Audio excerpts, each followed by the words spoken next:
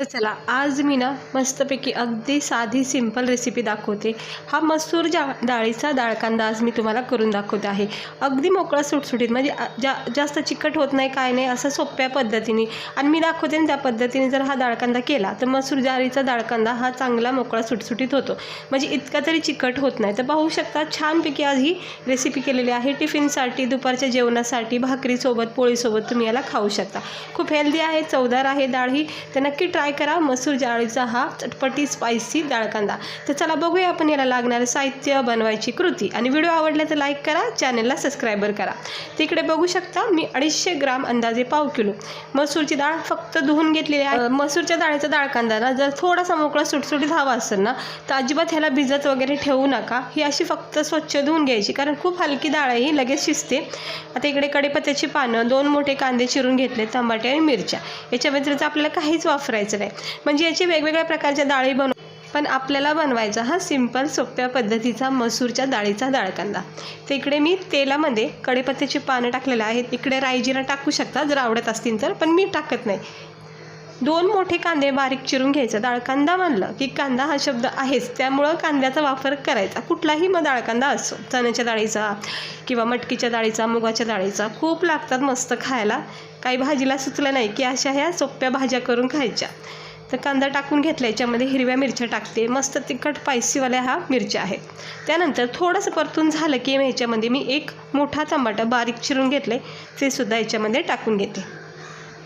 हा डाळकांदा ना तुम्ही लाल मसाल्याचा सुद्धा करू शकता। मिरचीच्या ऐवजी फक्त आपण इकडे लाल मसाला वापरायचा, म्हणजे ज्यावेळेस आपण हळद मीठ टाकतो बघा त्यावेळेस। तर इकडे मिरची, कांदा आणि टमाटर चांगलं कढीपत्त्यासोबत तेलामध्ये फ्राय करून घेते। थोडासा असा याचा नरम सॉफ्टपणा आला की मग आपण याच्यामध्ये 1-2 मसाले टाकायचे। तर त्यामध्ये आहे अर्धा किंवा पाऊण चमचा हळद टाकायची, जास्त पिवळी करायची नाही, म्हणजे जास्त हळद नाही टाकायची, परफेक्ट असा मापात हळद पडली पाहिजे। त्यानंतर 2 चमचे मी इकडे टाकले धना पावडर, आणि 1 चमचेच्या अंदाजाने किंवा अर्धा चमचेच्या अंदाजाने इकडे टाकला मी गरम मसाला, आणि चवीनुसार मीठसुद्धा ह्या स्टेजवर टाकायचं। तर आता हळद, मीठ, गरम मसाला, धना पावडर टाकून हे मिक्स करून घेते।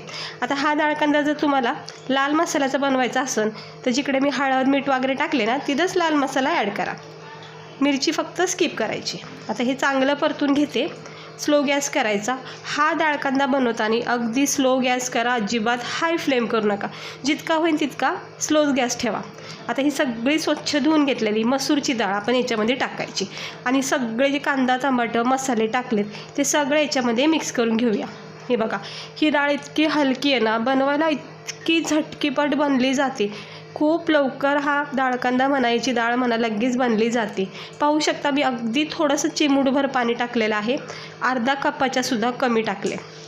पहिले ह्या डाळीमध्ये ते सगळं पाणी जे टाकले मी आता सध्या ते सगळं मिक्स करून घेतले, आणि हे असं फक्त ह्या डाळकांद्याला ना असं शिपडायचं पाणी, अजिबात असं डायरेक्ट पाणी टाकू नका, नाही तर अगदी गाळ होऊन जाईल, पिचपिच होऊन जाईल डाळकांदा। त्यामुळं ना थोडा थोडा वेळ देऊन 1-1 मिनटं चेक करायचं, वाफेवर मस्त फुलला जातो, डाळ शिजली जाते। आणि इकडे बघू शकता अशी ही डाळ शिजली जाते वाफेवर।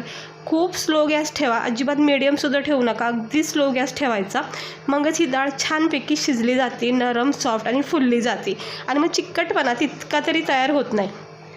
पुन्हा एकदा असं शिपडायचं पाणी, बघू शकता ही अशी पद्धत वापरा नक्की। बघा तुमचा मसूरच्या डाळीचा डाळकांदा इतका छान मोकळा सुटसुटीत होईल ना, फक्त अशा पद्धतीने पाणी टाका, एकदम डायरेक्ट पाणी टाकायचं नाही जसं आपण नॉर्मल डाळीला टाकतो, कारण ही मसूरची डाळ आहे, खूप हलकी आहे, लगेच गाळ होऊन जाते।